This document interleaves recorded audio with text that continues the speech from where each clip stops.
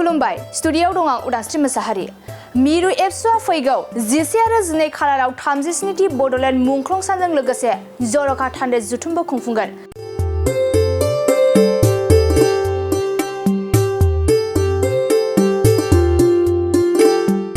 मख'जाथावदि दुलाराय बर' फरायसा आफादा फैबाय थानाय जुन दाननि 10 आरो 12 खालारखालि साननैनि मेहेरगोनां हाबाफारिजों गसाइगाव महकुमानि सिङाव थानाय रायमना फ्रेन्ड्स क्लाबनि गेलेग्रा फोथाराव जर'खा थान्दै जुथुमजों लोगोसे 37थि बड'लेण्ड मुंख्लं सान फालिगोन। बे हाबाफारियावनो शिलं, दिल्ली, सोनाब बंग लोगोसे आसामनि गुबुन गुबुन जायगानिफ्राय एबसुनि थान्दैफोराबो बाहागो लागोन आरो गासै 5,000 एबा 6,000सो रायजो राजाफोरनि नुजाथिनायजों बे हाबाफारिखौ खुंफुंगोन होननानै फोरमायदों एबसुनि गाहाय नेहाथारि खनिन्द्र बसुमतारिया। लोगोसे खनिन्द्र बसुमतारिया बे हाबाफारियाव बिटिआरनि सीएम प्रमद बर'खौ गाहाय बेखेवगिरि आलासि महरै बाहागो लागोन होनना फोरमायो। खनिन्द्र बसुमतारिया खौरांगिरिफोरनि गेजेरजों आरोबाव मा फोरमायखो फैजों आबुङै मिथिना लानि। दुलाराय बर' फरायसा आफादा फैगौ जुन दाननिनो 10 आरो 12 अक्ट'खालि दुलाराय बर' फरायसा आफादनि जर'खा थान्दै जथुम लोगोसे 12 जुन खालि 37थि बड'लेण्ड मुंख्लं सान बे हाबाफारिखौ खुंफुंनो थाखाय क'क्राझार जिल्लानि सिङावनो थानाय बे जमदुवार दख'रानि बे रायमना फ्रेन्ड्स क्लाब बे गेलेग्रा फोथाराव खुंफुंनो थाखाय जोङो लाहार फाहार खालामबाय थानाय जादों आरो बे हाबाफारियाव जोङो हांख्रायदों बेखेवगिरि आलासि महरै दुलाराय बर' फरायसा आफादनिनो बारग' आफादगिरि आरो आथिखालनि बिटिआरनि मानब गेदेर सीएम मुश्री प्रमद बर' बिथाङा फैनो होननानै कनसेन्ट होदों आरो बे हाबाफारिनिनो गाहाय आलासि हिसाबै दुलाराय बर' फरायसा आफादनि आलादा रायजो मोनफुंनांगौनि थाखाय बै समाव सोमावसारबाय थानाय समाव जोंखौ थोंजों आरो खेंसालियै जोंनि सोमावसारनायखौ मदद होनाय सासे लिरगिरि बा सासे प्रफेसर रमेश बरदुवास दिल्लीनिफ्राय बिथाङा गाहाय आलासि हिसाबै जोंनि बे हाबाफारियाव बाहागो लाफैगोन। लोगोसे बे हाबाफारियाव जर'खा आलासि हिसाबै दुलाराय बर' फरायसा आफादनिनो बारग' आफादगिरि मानगोनां उरखावग्रा ब्रह्म आसामनि मानिजाथाव मन्थ्रि आरो आसामनिनो मानगोनां आयेन आफादनि बुंथिगिरि मुश्री बिश्वजित दैमारि मानगोनां बिथां लोगोसे MP रोनग्रा नार्जारि बिथांमोना बाहागो लाफैगोन आरो बेबायदिनो गोबां जोंनि आगुनि दुलाराय बर' फरायसा आफादनि बारग'लांनाय माखासे आफादगिरि बा गाहाय नेहाथारि बिथांमोनखौ जोङो जागायनायनिफ्राय जोङो हांख्रायजोबदों। बिथांमोना फैनो थाखाय जोंनो कनसेन्ट होदों। दा बेबायदिनो बे हाबाफारिखौ जोङो ओंथि गोनाङै खुंफुंनो थाखाय जोङो लाहार फाहार खालामदों आरो बेवहाय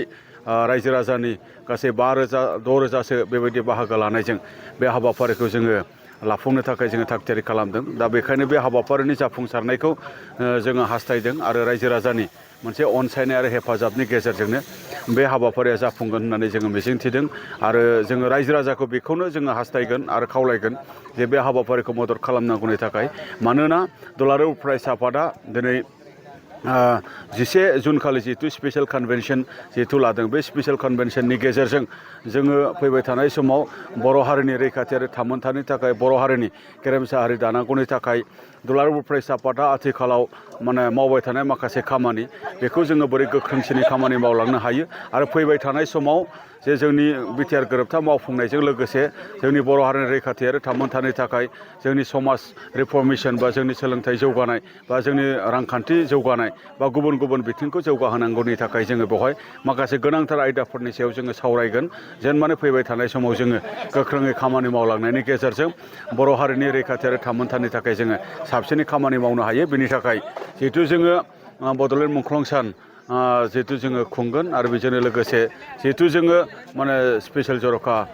जे थान्दै जथाय बा जखनथाय बा जे जोंनि थान्दै मेल बेवहाय जोङो बेखिनि आयदाफोरखौ लानानै जोङो सावरायगोन। बेखिनि बाथ्राखौ दिनै नोंथांमोननि खौरां बिजोंनि गेजेरजों जोङो गासै रायजो राजाफोरनिसिम जोङो मिथिहोनाय जायो। गोजोनथों। दा बे जोंनि जे जर'खा थान्दै जे जुथुम बे जोंनि डेलिगेट्स हिसाबै जोंनि गासै जेसेबां जिल्ला एबसु दङ जेसेबां आनसलिक एबसु दङ आरो जेसेबां इउनिट एबसु दङ आरो जेसेबां इउनिभारसिटि इउनिट एबसु दङ जेसेबां कलेज इउनिट एबसु दङ आरो जोंनि बेंगल स्टेट कमिटि दङ दिल्ली इउनिट दङ शिलं इउनिट दङ बिथांमोना फारियै बाहागो लागोन। जोंनियाव बिबानगिरि हिसाबै गोबां दङ नाथाय जोङो बोथोर आरो थासारि बा गरम बेबायदि मोनसे आरो माखासे थांलाय फैलाय हान्था मेलानि रांखावरिनि माखासे उसुबिदा बा मेनेजमेन्टनि माखासे एसे नैबे बोथोरखौ नायनानै जों एसे सुबिदा जानाय बायदि जोङो गासै 1500 गासै माने 1500 बा 1500 बेबायदि डेलिगेट जोङो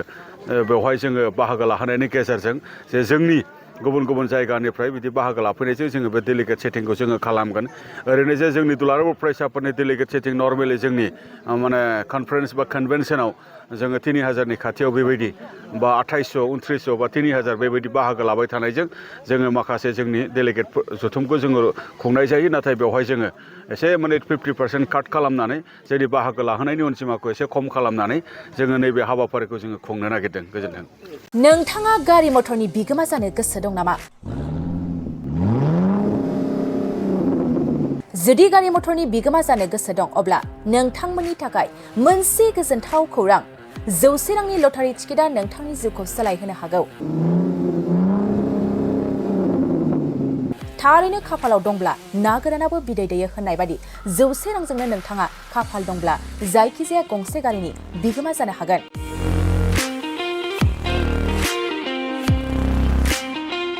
बे समाव नोंथांमोननि थाखाय गवालपारा जिल्लानि सरकारि गोजौसिन गेजेरारि गेलेग्रा फोथाराव लानानै फैदों मोनसे गवालपारा रङाली बिहु हिरक जयन्तीर लटारि खेला।